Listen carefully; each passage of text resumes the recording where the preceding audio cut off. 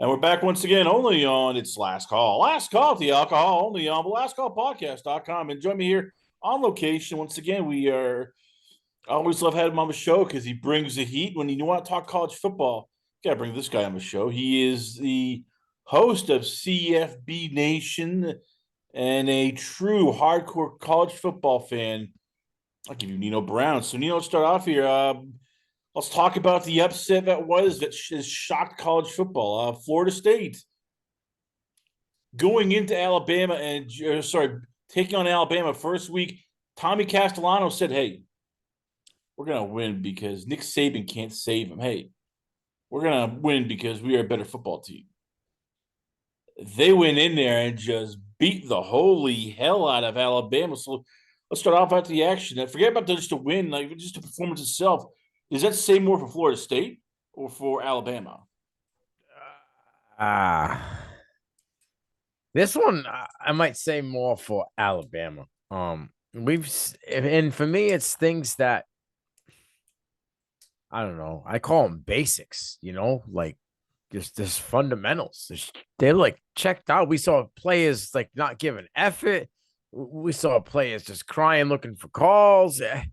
I mean, I don't want to take away from the fact that Ty Simpson's first start was on the road in Tallahassee. I mean, that's not we have to, and we'll get to that a little bit too when these upcoming matchups. But first year starter on the road, you can't like replicate that at home. There's no way to replicate that. So that's not an excuse for him, but that's kind of a real crappy way to start your first collegiate start.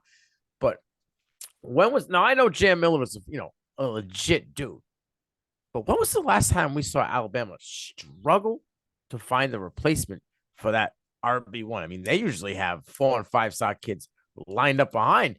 I mean, Kevin Riley did okay, but man, it didn't seem like they had that explosive back out of the backfield. Alabama going to be answering a lot of questions, I think, all season, and they've kind of been starting to have these questions come up, in the offseason. But Ryan Williams looked like he kind of, I don't know, seemed like somewhere around the second quarter, he seemed like he might have checked out or had enough of getting like beat up downfield. I've seen a lot of Thomas Castellanos in my day, so I'm trying to be partial, but I've seen this Tommy Castellanos. I've seen him against NIU do this exact same thing, do a Madden play where he dropped back 35 yards, scrambled around, and ended up throwing a 25-yard pass. But the game plan for Gus Malzahn in this game was perfectly tailored to Tommy, and Tommy didn't really make mistakes. I mean, they ran the ball down Alabama's throat, and I was shocked at first, but then, a lot of the things that we saw with Alabama last season in the Kalen LeBoy era kind of started to reemerge again this year. Well, let's talk first about what basically Florida State did. You said off season, hey, they're going all out for it. They are taking up, they are changing the culture. They went out, okay, new offense coordinator. Gus Malzahn came over. You know him from his time at Auburn, Arkansas State. He is a guy who is RPO master. They brought in Tony White, stole him away from Nebraska. By the way, they also then, stole a bunch of transfers from Nebraska, including one of their leading sack guys, James Williams and Stephon Thompson. I mean, they got Squirrel White and Jason Jenkins from Tennessee. They plucked Deuce Robinson and Jarvis Boatwright from USC. So I give them credit. They went out and they said, okay, hey, we're rebuilding everything. Gunnar Hansen coming from Vanderbilt. How much should we look at Florida State and go, okay, this is not the same team as last year? They went out, they got veterans, they got people who they trust, and they got people who are literally changing the culture right there and then. I think what they're doing, what they did, like, so with Gus Malzahn coming in, I mean, Thomas Castellanos has ties to Gus Malzahn from UCF when he was there. That's where he was recruited to go to, and then he ended up transferring to Boston College. So that was a match made in heaven right there. And he fits that system so well. But like 49 rush attempts, I mean, they averaged close to 5 yards per carry on the ground, had 4 touchdowns on the ground. I mean, they just literally destroyed Alabama on the ground. I don't know if that game plan is going to work with everybody because, I mean, You take away Jalen Lucas's, long 64-yard play and Squirrel White's one catch for 40, and that passing game was very anemic. You know what I mean? It was Randy Pittman Jr. and Deuce Robinson here and there. I was very impressed by, the 5-star freshman Usman Chroma, who was able to wrap off, I think it was 7 for 35, but he's now named the RB2 already, game 2 in the season. So it'll be interesting there. But yeah, I mean, Florida State's been hitting the portal and grabbing guys left and right. And I don't know if you saw the Norvell speech before, but I mean, if that doesn't make you want to run through a wall for a coach, I don't know what will. They've had such a roller coaster 2 years, right? Like undefeated, not making the playoff, Alabama going in and taking their spot, then going 2-10 after that, and now coming back and just playing bully ball and just running it down the throat. Like that defense, losing Patrick Ryan to LSU and still just they always have a guy on the edge, but just still attacking the ball. What's crazy to me is I think for every bag that Caden Proctor got, he might have allowed a pressure or a sack or something on all Alabama's offensive line. They're talking about a 5-star kid who's probably a top 3 in his class as an offensive lineman. And he was just bumbling and stumbling backwards the whole time. He had one of the worst PFF grades for a starting tackle in college football. He was like 55 in week 1. That's just disgusting. I think, for all the stuff we talked about in the last couple of years with Georgia and the culture, I think Alabama might have a little culture problem because if Nick Saban would have blew a gasket had he seen number 18 just lollygagging around, and then if Ryan Williams and whoever else the other 2 gentlemen went on TikTok after a loss, Nick Saban would have found that boy and taught him lessons on his own. It's just different. I know it sucks for Kalen DeBoer to have to be compared to Nick Saban consistently, but you took this job knowing what was the standard and what you had to live up to. And I made an odd statement when he first took the job because I'm not a DeBoer fan, but I said I don't know what's going to last longer, Nick Saban's last recruiting class or Kalen DeBoer's career at Alabama. And they're on pace to be, because this would be the last Saban one to end at the same time. I got to ask, why is Ty Simpson the quarterback for Alabama? I mean, usually this is Alabama. You could, go to the transfer portal, find somebody. You have, a stud at quarterback. I get it. That's never been Nick Saban's way. That's why he retired. Is this one of those things where hindsight being 2020, they should have tried to get a Darian Mensa or a Joey Aguilar, somebody who they look and go, well, this is a legit college quarterback. This is somebody who is a top guy and not rely on somebody who's been sort of the backup for the last couple of years. Yeah, I think that they should have got a one-hit wonder for this year, a senior kid on his way out. They had hopeful that Keelan Russell would be able to come along and kind of put on that size. That the problem is the talent's there with Keelan. He's just undersized at the moment, and I don't know that if you put him in right now that he would be able to finish off the season. But he has the talent. We've seen it on display, Elite 11s and all those high school games. But yeah, they probably should have got a guy. I don't know if they wanted to go the Mensa route, but there were kind of some I call them veteran college kids that are out there. They probably could have got on a one and done deal. Just for shits, look at the kid out in Wisconsin. I know he's hurt right now, but maybe Billy Edwards or something like that. What might have been something you wanted to fill in with this season. Ty Simpson was a kid that waited his turn. He was the last option, I think, in a kid that had been in this offense, had sat a year, but they brought Austin Mack in from Washington, and that was the boss guy, and he doesn't seem to have it. So I agree with you, Chris. I think they should have probably hit the portal and grabbed the kid, an experienced kid for one season, just till Keelan Russell was ready to kind of take over. So I know it's only one game, but right now, if you are an Alabama fan, how much do you look at this and going, what are we going to do next? And I know that Kalen DeBoer is not on the hot seat because if they fire him, it's $70 million. I don't care who you are. You could be Ohio State. Nobody's going to pay a guy $70 million just to go away. But right now, I mean, is there any way to fix what's going on at Alabama that Kalen DeBoer can do, or is this going to be sort of a sign of things to come? Well, I think they're gonna probably put up 50 plus against UL Monroe because they have no choice. It's a statement game for them, a rebound game.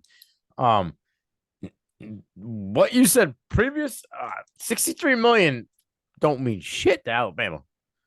And if they're looking at going 2-2 after Georgia,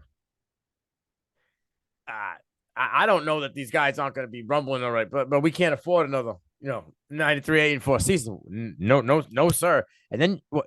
You lose to Georgia, and then in 2-3 weeks after that, you're playing maybe a team inside the top 20 in Tennessee, and maybe a team that's probably inside the top 10 to 10 now. It could be inside of the top 10 in South Carolina. And then you have to face Oklahoma.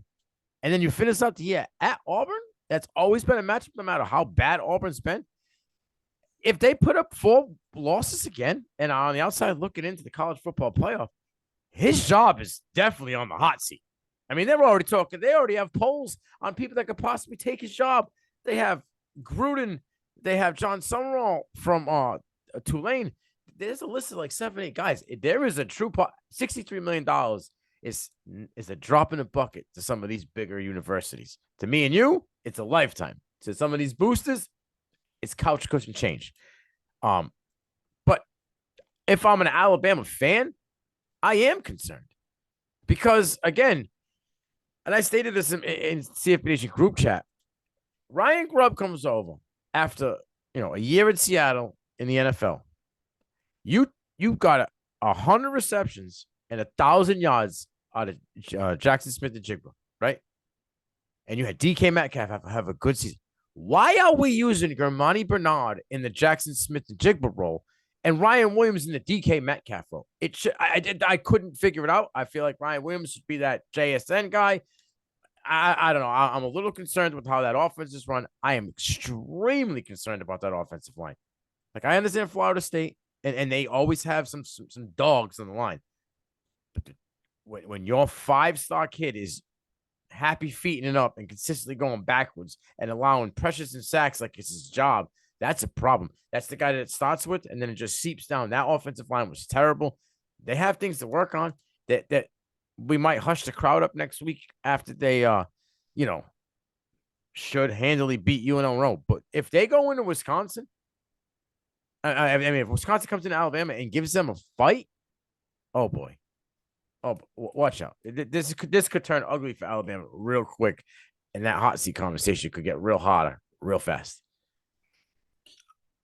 Speaking of awkward conversations, before the game, everyone was saying, "Oh, Arch Manning's #1 draft pick in 2026." Arch Manning, hey, he's going to be the next franchise quarterback. Arch Manning, hey, he's Texas national championship. Arch Manning is going to cure cancer.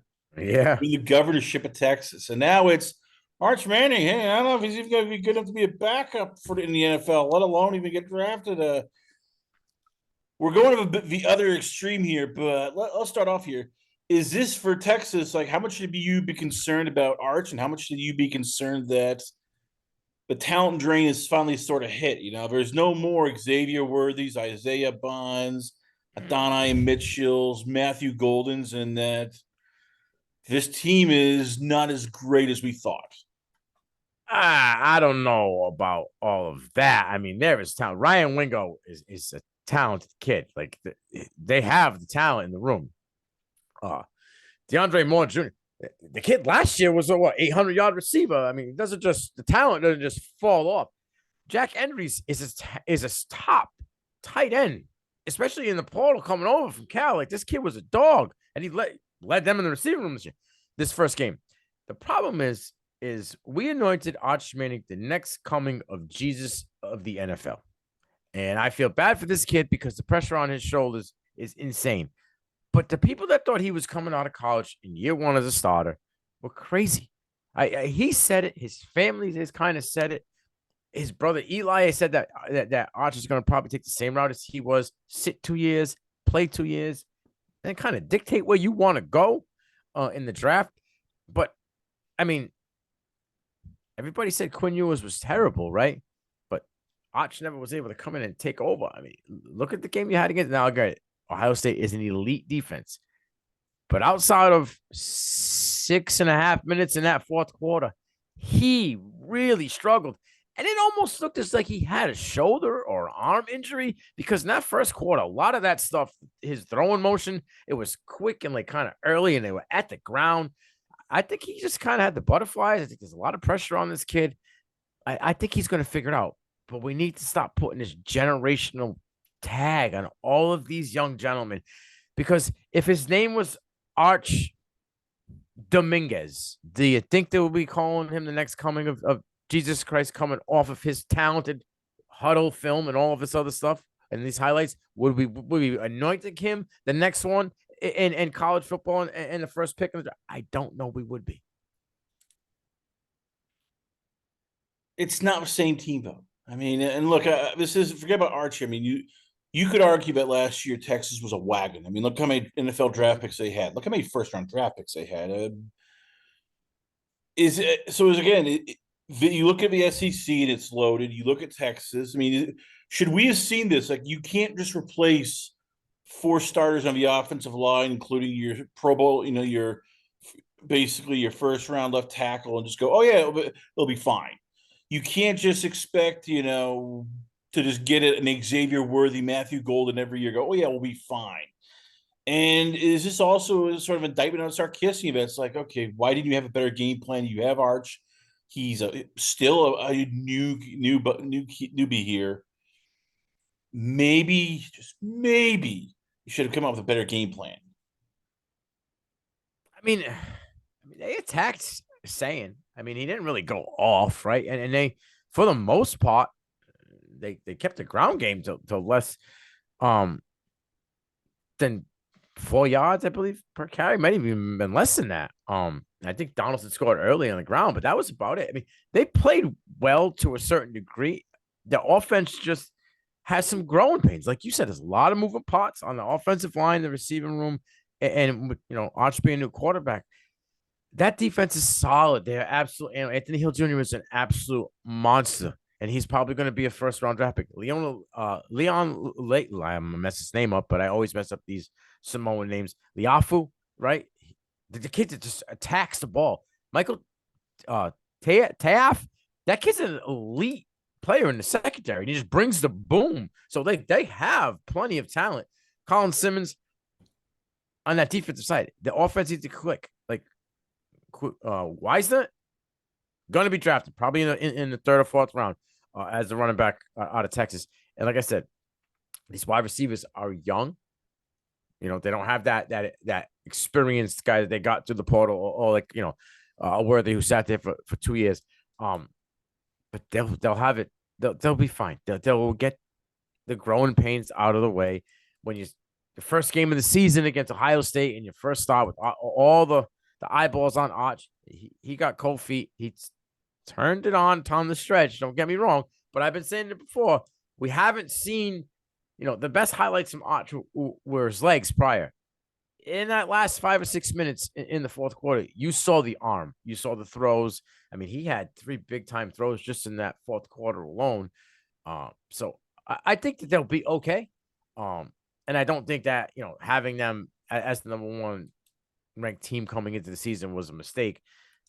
I don't believe that. I think what they had for talent, return and production, coaching staff, all of that, I think they were loaded. They'll be okay. They'll be in the playoff. They'll be there in the end. They're just gonna this first game. It kind of puts a little sour taste in everybody's mouth. That's a Longhorns fan. I'll start off with Ohio State. So where do they go from here? I mean, defensively, you can credit Matt Patricia and Co. They did a fantastic job. They were on it. Caleb Downs made March Manning bite at times for fakes. Mm-hmm. The defense was everything. The offense, Brian Hartline, it was as conservative as probably a librarian. How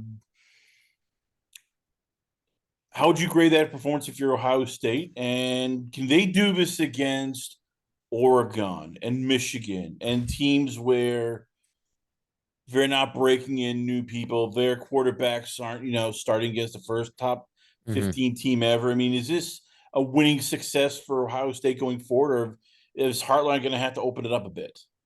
I'm going to tell you something right now. 9 targets for number 4 is a problem. and he didn't say anything, but I think it was made aware. But I don't think they wanted to make.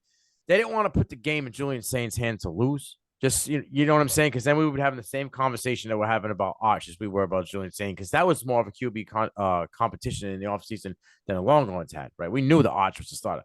There was Kleinholz and Saint were neck and neck right down to the end. So I don't think they want to put all that heat on them, but they're gonna have to figure out a game plan where in the next 2 or 3 weeks they start to increase the amount of pass attempts that they're getting, and they need to stop peppering both Tate and Jeremiah Smith. And you have a solid tight end in Max Kliss. Like the run game, you ran the ball 34 times and you averaged 2.3 yards per carry. That's not Ohio State from last season. Both of those gentlemen averaged almost 5 yards per carry. So this is offensively, I grade them a C minus. Defensively, they got an A straight out. Brian Hotline, there's a reason why you are wide receivers coach for so many years when they had opportunity to put you in that OC's position and they didn't. I don't know if he's that guy. I'll tell you what, he knows how to coach wide receivers. I don't know if he knows how to coach an offense. We'll have to see. He's got a couple weeks to kind of fix his first audition, but week one, he barely passed. Speaking of passing and failing, TCU defeated UNC 41-14. 48. 48-14. So let's start off here with I get the crow here because you kept saying, oh, yeah, you, ESPN, Ernest Silva, Everlab Podcast. They all said the same thing. Hey, Bill Belichick's going to knock it out of the park. Bill Belichick's going to, do great things here. Bill Belichick, hey, he is the GOAT. He is the ultimate, coach. He's going to figure this out. And he and UNC looked lost. I mean, this was like a JV team taking on friggin' maybe a Pop Warner team. So let's ask the big question here.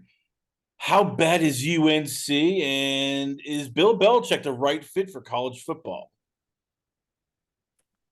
And my answer to both of them is I honestly don't know. That was such a bad audition. I mean, everybody saw the graphics, but Gio Lopez didn't throw the ball for like almost 2 hours or something, right? Like that.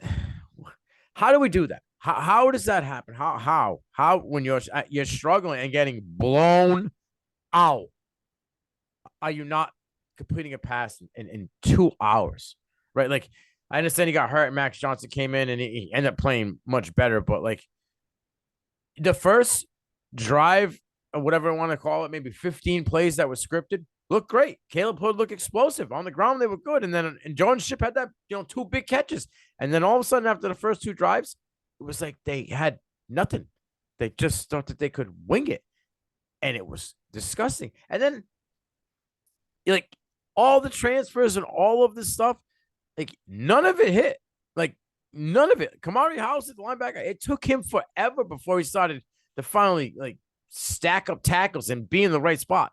And then when they needed stops, they just couldn't get it. Even the program, like the announcers, Herb Street says right out of the thing, coming out of half, UNC could really use being down 20-7, a defensive stop here, and Kevarian Barnes rips one for 75 yards and a touchdown. It's like they had no answer. He looked confused. I felt like he was tapping on the headphone, like Ernie. Give me Ernie Adams. Where's Ernie? He's not answering. Oh, Bill, this is UNC. We don't have Ernie here. I'm sorry. Like he just, I don't know. He didn't look comfortable. Every time I see his little 20-something-year-old girlfriend on the field asking him, "You want a candy, Daddy?" I can't. It looks like a soap opera going on over there right now. Like I understand she's part of whatever she is, but she should not be on the field. I don't know. I feel like this is a big hoorah right now. I had some kind of faith, but I don't right now. And if they don't figure this out quickly, this could be a one and done, and out the career and everything of Bill Belichick is going to go out sourly. I mean, let's first give TCU credit. This is a legit Big 12 contending team. They have Josh Hoover. I love Hoover. They have Kevorian Barnes, Eric McAllister. They have, you look at, the rest of that offense, Jacoby Hayes, a nice little freshman. You have guys on the defense like Bud Clark, who looks like a Yes. legit Mm-hmm. NFL caliber player. You got Jordan Dwyer, who balled out that game. So should you look at TCU first and go, this is they're not top 25 team yet, but they will probably be because they actually have NFL talent. So for USC, how much do you look at this and go, they might be better than anybody we face outside of maybe Clemson on our schedule? Ah, yeah, and that's the thing. But when it comes to like UNC and the schedule, like now giving rewards for cupcakes, right? Oh, because our schedule is easy. Now my team might look better. I wanted to see you against like TCU. Maybe it's a top 35 team in the country, maybe, but like I thought that they could have withstood more than 10 minutes of football. The Tar Heels, after 10 minutes of football, it seemed like everybody on that team was ready to just cash it in, coaches included. I love Josh Hoover. And I think, and I've been saying it for weeks now, for everybody and for every reason why you love Sawyer Robinson, you should love Josh Hoover. The big arm, the mobility, the way he can read defense, go through progressions, fire into tight windows. He can do all of that, right? He gives you that Cade Klubnik like mobility. He can probably give you 400 to 600 yards on the ground if necessary. I don't have the Horned Frogs in the top 25 yet because I feel like we discussed it. They literally played a freshman high school football team. Like that's the way I look at this game. The team laid down after 10 minutes. So I don't have to see when they get into Big 12 competition or maybe when they play some, talented outside of conference play. But yeah, I mean, if they're going to get explosiveness out of the UTSA transferring Kavarian Bonds, because he had some explosiveness to him when he was a road runner like that, averaging 10 yards a pop and then ripping off runs like that. Yeah. But all right, let's be real. When you take away that 75-yard run, now you're looking at, you had 10 for 30. Well, that's more realistic to what you had been for the last year or so. And then the receiving room, I like that receiving room. Jordan Dwyer is a dude, right? Eric McAllister, he's battled injuries for 2 seasons, and if he can finally stay healthy, he'll be a guy. But Joseph Manjack, this kid coming over from Houston was a possession receiver. They didn't really need him because they were just throwing the ball wherever they wanted to. But I think this kid's going to be a solid addition to the Horned Frogs offense, especially being a kid that can come out of the slot and eat there. You nailed it with Bud Clark. He's definitely NFL talent. He should definitely be, safety at the next level. Jameel Johnson is a downward threat. Like, you can get after it as well. So they have guys. But the Big 12 is so open with a lot of talented teams. It's going to be interesting to see where they fall. So, like, for me, I don't have them in the top 25 yet, like I said, but they're right. They're probably top 35 team. I don't even know where you would put North Carolina, somewhere in 129 to 133. So last question for each team. We'll start with UNC. What's the expectation? I mean, because all right, let's say this is just a bump in the road. And all right, well, schedule get easier. As Pete Thamel said, there's scouts came to this game and there's only maybe 2 guys they thought UNC might get drafted, and they're at the lower end. I mean, this is not a they're on defense team. So,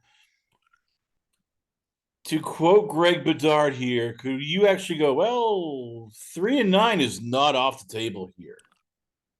Yeah, I agree. 3-9 is definitely not off the table, and I would not be surprised. Injury, no injury, if Max Johnson isn't the starter for the rest of the season, because Gio Lopez, it's not South Alabama anymore, and he looked flustered with the defensive fronts that TCU was giving him. Outside of those 2 completions to Jordan Shipp, he struggled getting the ball downfield. Max Johnson, like I said, had a touchdown average, 9.5 yards per pass. So I think I would assume it would be smart for them to be able to have a balanced offense to stay with Johnson. The Clemson game could be real ugly. Like, they could be like this again. You put it 50 to 17 or something. UNC's got to figure it out offensively. That's the problem. Like, you can't play defense when you never get a breather. They were constantly on the field, the defense. They were getting smoked. So, like, they got to figure out a better plan, whether it's, stunting, rotating some guys, if they got to keep another man down in the box to get pressure, whatever it may be. But Belichick is a defensive-minded guy. I don't understand why we had so much trouble. What were we expecting though out of Freddie Kitchens? Like we saw Freddie Kitchens' offense in Cleveland. We saw Freddie Kitchens' offense in other teams in the NFL. It was very vanilla at best. So I don't know what they're expecting more out of Freddie Kitchens than what they're getting. Meanwhile, what is the ceiling for TCU? Because you look at, as we mentioned before, you look at the Big 12, and Iowa State right now looks like the belle of the ball, but they have no pass rush. Arizona State is has the offense, but you're not sure if they have the defense. Uh, Kansas is basically, as Jalen Daniels goes, so goes Kansas. Colorado is bipolar. Texas Tech, we're still not sure because, well, they're a bunch of parts that they're still trying to figure out. Yeah, they look great, but they took on almost nobody their first game. How much do you, if you're TCU, how much are you looking at going, hey, why not us? Why not us? Can we win the Big 12, which seems to be just wide friggin' open? I think maybe I should say every team, but I'm gonna go with at least. Yeah, I mean, outside of Kansas State, because I don't trust them whatsoever. I mean, there's and UCF because they're hurting so much at the quarterback department. There's a chance that any one of these schools in the Big 12 could win it, but like they'll be 2-0, and then you'll have two ranked games for TCU that like Abilene Christian. They should handily beat them. But then you have number 17 SMU, right? At home. And then you go to Arizona State. And I don't know why everybody's kind of like, Arizona State. Like, did we put that much value into Cam Scatterbo? Because Samuel Levitt looks great. Jordan Tyson looks wide receiver one-ish to me. It's going to be hard to stop them. But TCU's got a little bit like front-loaded schedule here. I don't know what Colorado's going to be. I don't know if they may turn it over to Julian Lewis. Who knows? But you're looking at SMU, Arizona State, and Colorado, 3 out of the next 4 games. That's a rough run. After that, you got teams that are kind of trying to figure out their identity. Kansas State trying to figure it out. Baylor's still trying to figure it out. That injury to Dawson Pendergrass in that running back room was a huge, huge injury for them. Rich Rod's, 2.0 at West Virginia. I like Iowa State. I think they're kind of underrated. So that game's also a big game for them. And then they run out. BYU look great with the freshman quarterback, put up 5 total touchdowns at Bear Bachmeier. Then you have Houston and Cincinnati. So their schedule is rough. They have a couple of big hitters on that schedule. 3 losses and it's over for them. I think personally, especially not being ranked in the top 25 to start. So they got to win the big ones to be there. But yeah, I mean, Big 12 is wide open for anybody, in my opinion. Let's talk about this week's game. It's the big one. Usually, a lot of these teams are there getting cupcakes. These two decided, no, screw this. The schedule demands there be a big game, and this is the big game. It's Michigan. It's Oklahoma. 2 of the traditional college football powerhouses. Break it down for us here. Is this considered? I know it's early, but is this one of those games where it's going to be must-see TV no matter what, because it's 2 teams that are iconic and 2 teams that have a lot riding on this season in more ways than one?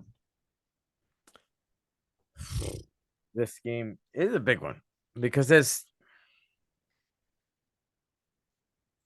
let's start with the Oklahoma, right? Because we had expectations that, Oklahoma was going to be high flying, crazy. Woo! Look at John Mateer, Ben Arbuncle, right? Jaden Ott. And yes, they put up, 34 against Mexico, but Mexico got, I want to say, I want more than 17 first downs, put up 17 points against them. That's half of what they scored, right? Bryce Underwood looked great, and Justice Hayes went off, he had the trifecta and the touchdowns, a buck, I want to say buck 40 or more on the ground.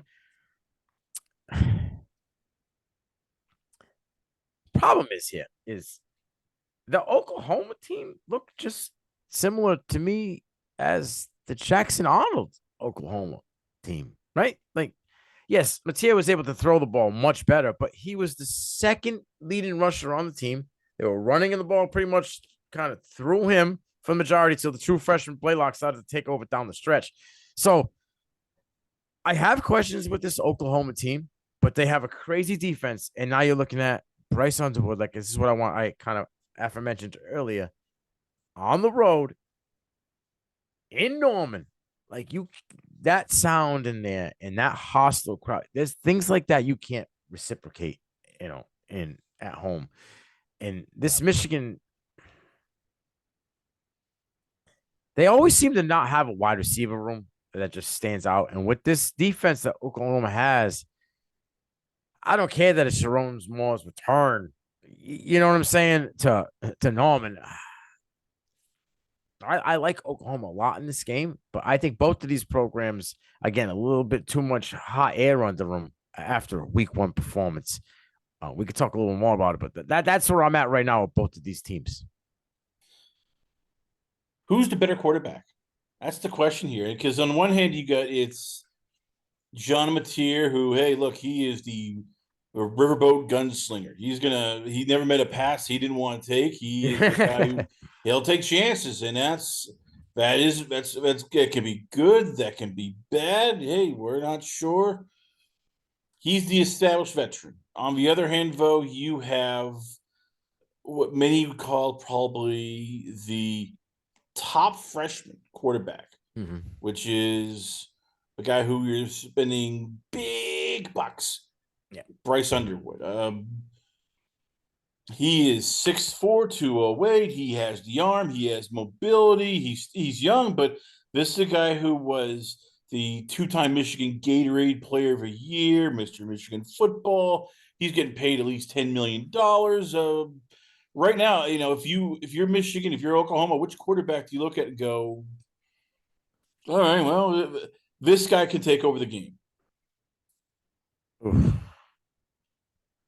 Right now, it's Mateer. At this current moment, whatever it may be, 9:08 on the 4th of September, John Mateer is the better quarterback. By the end of the year, it should still be John Mateer, but we don't know because I think the ceiling for Bryce Underwood is so much higher than John Mateer. We've seen, I think, maybe not close to his ceiling, maybe not a ceiling, but close to his ceiling could be. That last season in Washington State.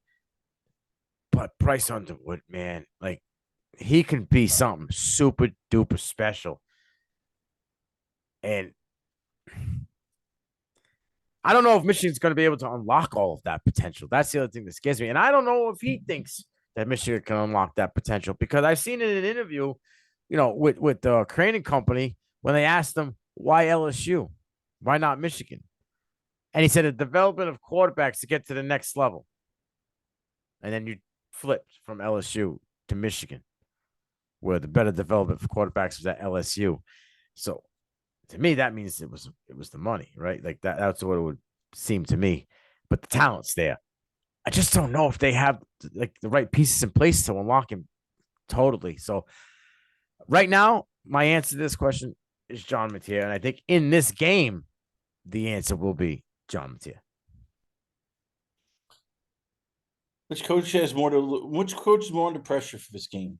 Sharon Moore or Brett Venables? Because you mentioned before, it's both of them are coming off some tough seasons. Michigan was 7 and started off rough, but hey, they bounced back and they beat Ohio State, won the bowl game against Alabama. But still, there's probably people in Michigan who are going, we could do better. We could get a big name. Hey, John Gruden might come here. And John Gruden, Michigan is that's a Michigan man. Yeah. At the same time, Oklahoma, Brett Venables, he's brought a new offensive coordinator. He has there's Jim Nagy from the Senior Bowl, who's now taken over as the GM. They went out and they spent money, and I'm guessing they're expecting more than 6 or 7 wins. So again, for this game here, which is number 18 versus number 15, which coach needs to win this game more? Brett Venables and Ben Arbuckle need to win this game more. Like you said, they brought in Jim Nagy. They've hit the portal heavy. They implement the new offensive scheme to fit, Ben Arbuckle's scheme and everything that works for John Mateer. Sooner fans are not doing a hoedown to a 35-3 win over Illinois State. Okay, like you might just quiet the rumblings for a week, but they're not, ready to anoint this guy the next offensive guru. Uh, but a blowout win at home against a ranked 15 Michigan team, where you kind of unlock the doors and we start to see this full Ben Arbuckle offense. The running game gets off the ground. You use the three-headed monster. You got to remember, like, they still have Taylor Tatum. Where he falls in the system, I don't know, because you have Art Bonds and now you have, Blaylock, who you have to kind of feed the ball as he's kind of took over down the stretch. So they have a loaded backfield. I want to see everyone eating offensively. The defense is going to do what they think. They have studs at every level of that defense. I need Oklahoma to just run rampant. I'm not saying, I don't believe Michigan deserves to be a top 25 team. That's my opinion. I don't think that offense coming into the season, they deserve to be a top 20. I don't know how they're 15. Well, it is what it is. But I think that Oklahoma needs to come in there and beat these Wolverines. I mean, have Wolverines come in and beat them by at least 2 touchdowns. And that will make these Sooner fans and the Sooner faithful be like, okay, maybe we have turned the corner. Because then you get, a kind of a layup game against Temple. And Auburn, who seems to have rebounded Jackson Arnold's revenge game. Like, you need this game. You need to put a little bit of that pressure right back on Jackson Arnold. Be like, yeah, we're right there, buddy. We're going to be right there with you when we come to face you on September 20th. Let's talk about the other sneaky game, which is it's Illinois versus Duke. One team is ranked 11th in the country, and yet you don't know much about them. The other team is a perennial sort of academic team, which they went out, they spent big money. They found the quarterback they think is going to be a future NFL draft pick. They paid big money for him. So right now, who do you favor in this game, and how much do you look at this and go, this is a 50-50 game? I favor Illinois in this game slightly, okay? But one school is the 11th ranked team that nobody's talking about. One school is a basketball school. You know what I'm saying? Like, and that's slowly starting to turn the fan base into this football. Darian Menzer is a dude, right? Like, he started out slow and then just went ballistic. Almost 80% completion in week 1 at 3 touchdowns. Cooper Barakat, like this Harvard wide receiver, that just comes in and says, I want possessions. Feed me Seymour. 9 for 117. Like, they have a squad, quietly have a squad, and the senior members of the team, the veterans in Brown and Higgins, leading by example. Like, just going out there. This is what we do here. We were here last year in this offense. We're going to show you boys the ropes, and we're just going to cook all season. They need to find who the guy is going to be running the ball, right? I wanted to be Peyton Jones, but they kind of went through like 4 or 5 different running backs here. Nate Shepard seemed like he was okay. And then obviously Castle had, the big run. But Illinois doesn't get enough respect. Aaron Henry and his defense do not get enough respect. They were a top 30 defense last season, right? This season alone, to start the year out, they're a top, I believe, honestly, top 15 defense. Let me see here. Let me read my notes here. Top 15 defense, less than 165 yards total offense, less than 135 in the air. Like, Darian Menz is going to have his hands full. This secondary is elite. Like, I know they played a layup team, but they only let up 3 points. Like, they're coming. They're going to be coming and bringing pressure to Menza.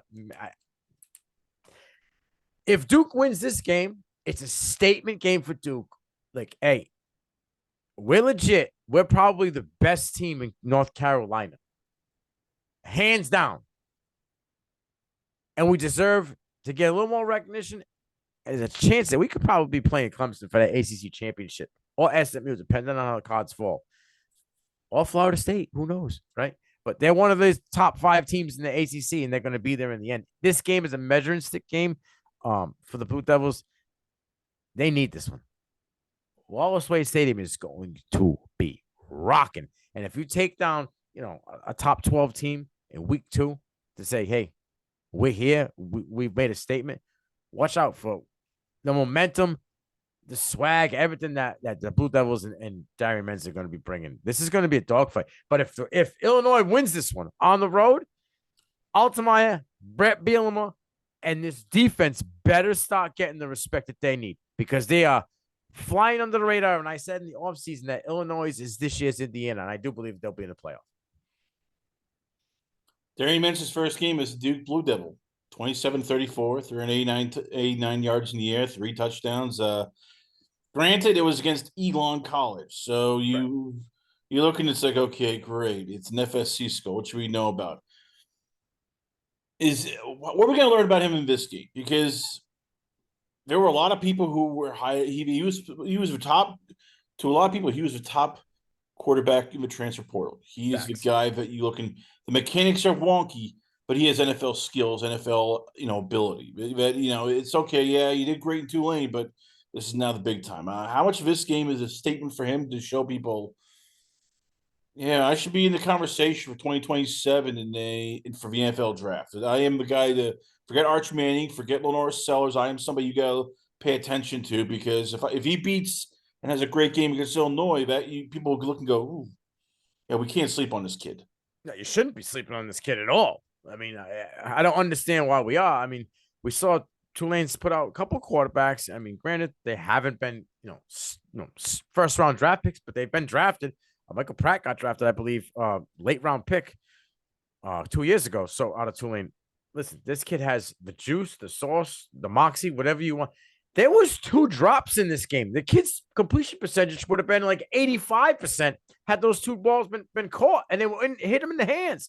He was dialed in after that first drive, and he never came out of that pocket. Like he was just in Tiger Woods mode, Tom Brady mode. Like he was elite, one of the top rated quarterbacks in week 1.